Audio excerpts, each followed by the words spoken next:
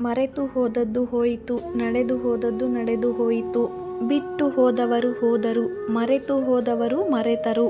ಹಾಗಾಗಿ ಇವುಗಳನ್ನು ಮರೆತು ಬಿಡು. ಆದರೆ ಇದರಿಂದ ಕಲಿತ ಪಾಠವನ್ನು ಮರೆಯಬೇಡ. ನಂಬಬೇಡ, ಯಾರು ನಿನ್ನವರಲ್ಲ. ನಗುವಾಗ ಜೊತೆಗೆ ಇರುತ್ತಾರೆ ಎಲ್ಲ. ಅಳುವಾಗ ಕಣ್ಣೊರೆಸಲು ಯಾರೂ ಬರುವುದಿಲ್ಲ. ಇವುಗಳನ್ನು ಅರೆಯದ ನೀನು ಎಲ್ಲರೂ ನಮ್ಮವರೇ ಎಂದು ಹಚ್ಚಿಕೊಳ್ಳುವುದು ಯಾಕೆ? ನೋಡು, ಇಂದು ನಿನ್ನ ಬಳಿ ಯಾರೂ ಇಲ್ಲ. ನಮ್ಮನ್ನು ಭಾರವೆಂದುಕೊಂಡವರ ಜೊತೆ ಬಲವಂತವಾಗಿ ಬದುಕುವುದಕ್ಕಿಂತ ದೂರವಾಗಿ ನಿಂತು ಹರಿಸುವುದೇ ಒಳಿತು. ಸ್ನೇಹವೇ ಆಗಿರಲಿ, ಸಂಬಂಧಗಳೇ ಆಗಲಿ, ಅವರಿಗದು ಉಸಿರು ಅನಿಸಬೇಕೇ ಹೊರತು ಉಸಿರುಗಟ್ಟಿಸುವಂತಾಗಬಾರದು. ಎಷ್ಟೇ ಕಷ್ಟ ಬಂದರೂ ಕಣ್ಣೀರು ಹೊರಬರದಂತೆ ನೋಡಿಕೊಳ್ಳಬೇಕು.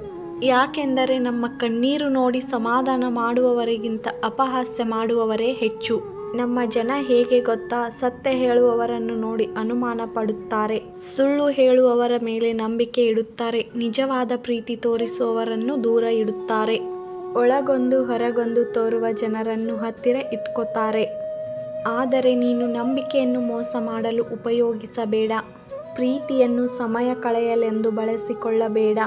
ಭಾವನೆಗಳ ಜೊತೆ ಆಟವಾಡಲು ನೋಡಬೇಡ. ಎಲ್ಲರಿಗೂ ಅವರದೇ ಆದ ವ್ಯಕ್ತಿತ್ವ ಇರುತ್ತದೆ. ಅವರ ಜೀವನದ ಮೇಲೆ ಆಟವಾಡಬೇಡಿ. ಕೊನೆಯದಾಗಿ ಒಂದು ಮಾತು. ಇವತ್ತು ನಮ್ಮನ್ನು ನೋಡಿ ನಗುವ ಜನಗಳ ಮುಂದೆ ನಮ್ಮಂತೆ ಪರಿಸ್ಥಿತಿ ಅವರಿಗೂ ಬಂದೇ ಬರುತ್ತೆ. ಇವತ್ತು ಸಮಯ ಅವರದೇ ಇರಬಹುದು, ನಾಳೆ ನಮ್ಮದೇ ಇರುತ್ತದೆ ಎಂದು ನೆನಪಿನಲ್ಲಿ ಇಟ್ಟುಕೋ. ಕಾಲ ಯಾರ ಅಪ್ಪನ ಸ್ವತ್ತೂ ಅಲ್ಲ.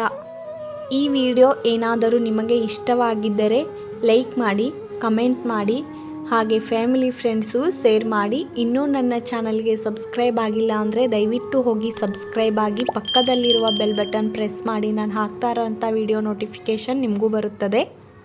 ಮತ್ತೆ ಹೊಸ ವಿಡಿಯೋದೊಂದಿಗೆ ಸಿಗ್ತೀನಿ. ಅಲ್ಲಿವರೆಗೂ ನೋಡ್ತಾ ಇರಿ, ಸಪೋರ್ಟ್ ಮಾಡ್ತಾ ಇರಿ. Thank you for watching.